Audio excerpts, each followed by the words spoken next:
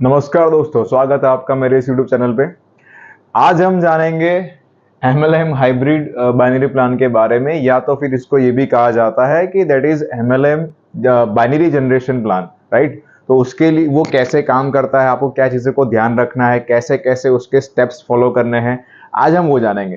तो दोस्तों, first of all आप यहाँ पे देख सकते हो कि यहाँ पे जैसा मैंने यहाँ पे नोट डाउन किया हुआ है कि अगर आप बाइनरी विद जनरेशन प्लान को आप लॉन्च करते हो तो फर्स्ट ऑफ ऑल आपको आपके कंपनी के अंदर जो है business volume and point volume का आपको डिसाइड करना पड़ेगा। अगर आप ये प्लान लॉन्च कर रहे हैं तो आपको जरूर जरूर से आपको बिजनेस वॉल्यूम या पॉइंट वॉल्यूम को डिसाइड करना है। उसका रीजन ये है कि आपको इसको क्यों डिसाइड करना पड़ता है, क्योंकि कंपनी के अंदर मल्टीपल टाइप के प्रोडक्ट्स होते हैं, सभी के अमाउंट अलग अलग होते हैं। तो हर एक अमाउंट जो होता है उसका डिफरेंस जो निकल रहा होता है, मतलब कोई प्रोडक्ट 100 का है, कोई 200 का है, कोई 500 का है, कोई 50 रुपए का है, हर एक का जो है अमाउंट डिफरेंट डिफरेंट होता है। तो उस केस में ये होता है कि आपका जो बाइनरी प्लान का डिस्ट्रीब्यूशन बनेगा वो तो सिंगल बनने वाला है, एक ही डिस्ट्रीब्यूशन टाइप बनता है, राइट। उसी के अंदर आपको हर एक अमाउंट को सेटअप करना है। तो दोस्तों, हर एक अमाउंट को सेटअप करने के लिए उसी से सिंगल प्लान में पूरा का पूरा कंपनी को रन करने के लिए आपको जो है एक सिंगल वैल्यू डिसाइड करनी पड़ती है। और बहुत सारे अगर प्रोडक्ट है तो उन सभी को जो आपका मार्जिन निकलता है उसको आपको कन्वर्ट करना पड़ता है बिजनेस वॉल्यूम के अंदर, पॉइंट वॉल्यूम के अंदर, तब जाकर के उस बिजनेस वॉल्यूम पे और पॉइंट वॉल्यूम पे पूरा आपका कंपनी का एंटायर जो है डिस्ट्रीब्यूशन निर्भर करता है। तो इसीलिए आपको आपका बिजनेस वॉल्यूम और पॉइंट वॉल्यूम का आपको फैसला लेना है।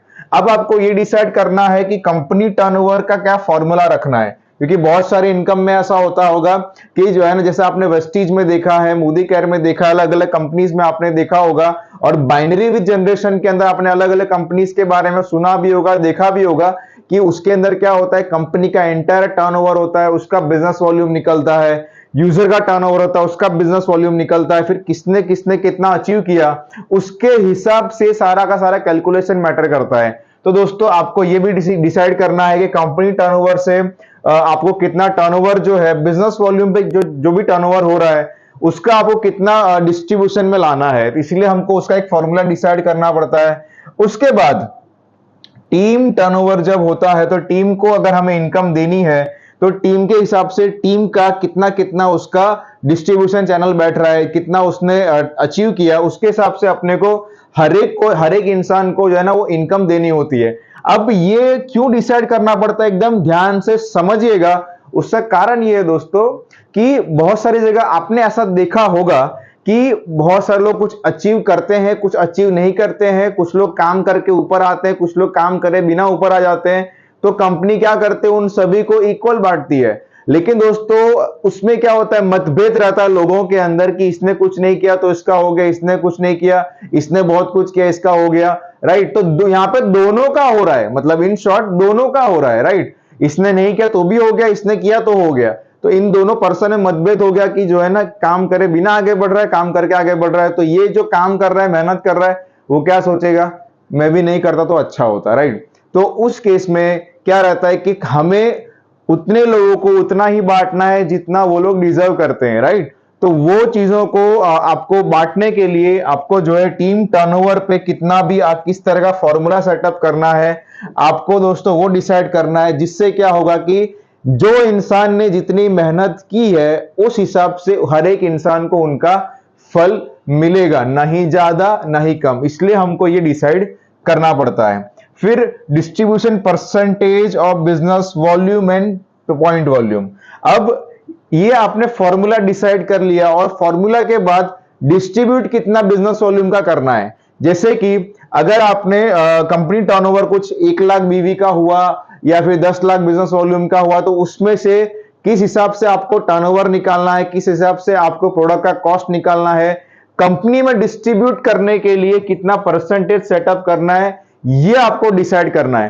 तो दोस्तों, अगर आपने मेरा बिजनेस वॉल्यूम कैलकुलेशन वाला वीडियो नहीं देखा हुआ है तो आप जरूर से उसको जाकर के देखिए। आपको एक एक चीज मालूम चलेगी कि बिजनेस वॉल्यूम कैसे निकाला जाता है, पॉइंट वॉल्यूम कैसे निकाला जाता है। जिससे क्या होगा, आपको प्रॉपरली आइडिया आ जाएगा कि आपको इसके अंदर अगर आप बाइनरी विथ जनरेशन अगर आप प्लान लॉन्च कर रहे हो तो जो है आपको किस तरह से बिजनेस वॉल्यूम डिसाइड करके फॉर्मूला सेट करना है। अगर आप ये चाहते हो दोस्तों कि हम आपको एक बेहतर से बेहतर बाइनरी विथ जनरेशन का प्लान आपको हम बना के दें, आपको हम लोग समझाएं कि कैसे ये प्लान काम करता है, इसका फॉर्मूला कैसे सेटअप होगा, अगर आप वो भी जानना चाहते हो तो आप हमारे नीचे दिए गए नंबर पे आप कॉल कर सकते हो। हम आपको स्टेप बाय स्टेप गाइड करेंगे आपकी कंपनी को लॉन्च करने में, बिजनेस प्लान को लॉन्च करने में, आपका सॉफ्टवेयर बिल्डअप करने में। तो दोस्तों थैंक यू सो मच। अगर आपको कोई भी डाउट हो तो आप कमेंट सेक्शन में बता सकते हैं और हमें नीचे दिए गए नंबर पर कॉल कर सकते हैं।